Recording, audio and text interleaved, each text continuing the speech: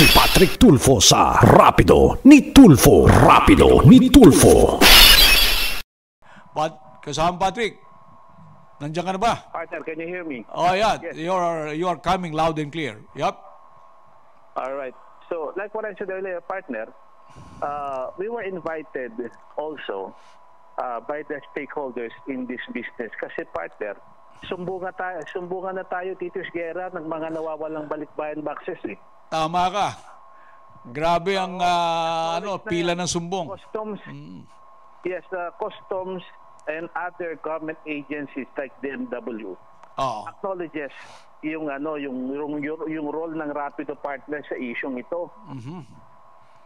That's why they decided to invite me ito sa napakahalagang meeting na ito kasi nga partner, like what I said kanina, napuputol tayo, naghigpit partner ang customs kasi nga partner, nalaman nila sa kanang PIDEA, ginagamit kayo ng ilang mga tiwaling mga individual partner,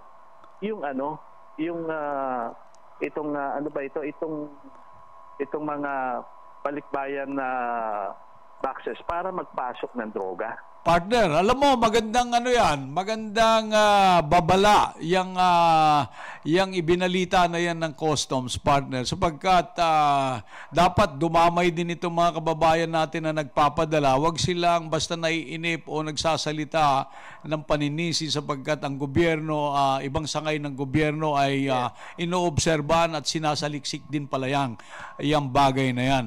Yes. Tuloy mo, partner. And the bigger problem is ang reklamo ng mga nasa industriya partner ng cargo, yung mga consolidator partner. Halimbawa dito, yung isang container, halimbawa, nagpositibo sa droga.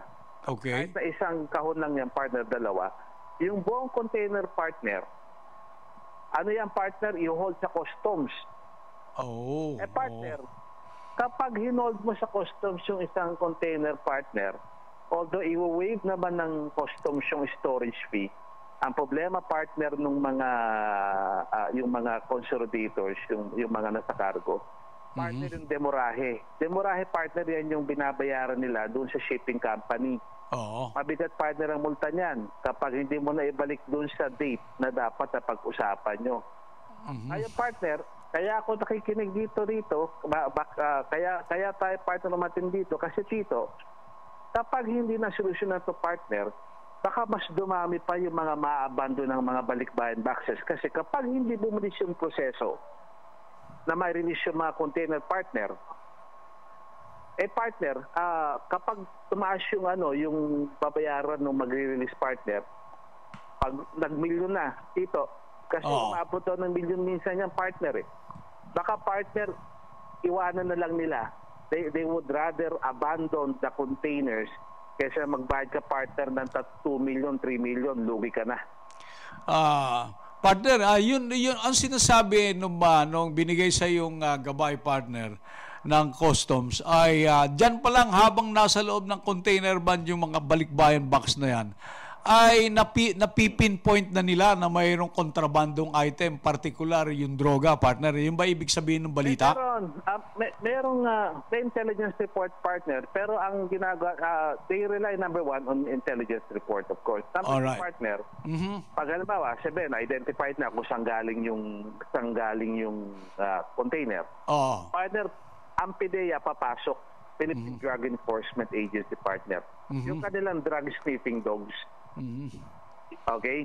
So partner, aamuyin na yan. Iisa-isahin ng aso yung container. At kapag yung aso umupo dito, ibig sabihin, positive sa droga yun. So, ibig sabihin nun, ma-hold na yun, partner. Itatabi na yung na yun. Hindi na nila ipoprocess agad. Hindi na. At bubuksan yung isa-isa para maghanap ng droga. Okay naman yung partner, trabaho ng PIDEA yan Tama. Ang sinasabi ng mga nandito sa industriya na ito, okay, kasama din mga OFW partner because nagpapadala sila through cargo companies, di ba? Yeah. Dito, solusyon na kumbaga partner, hindi maapekto ang part yung kanilang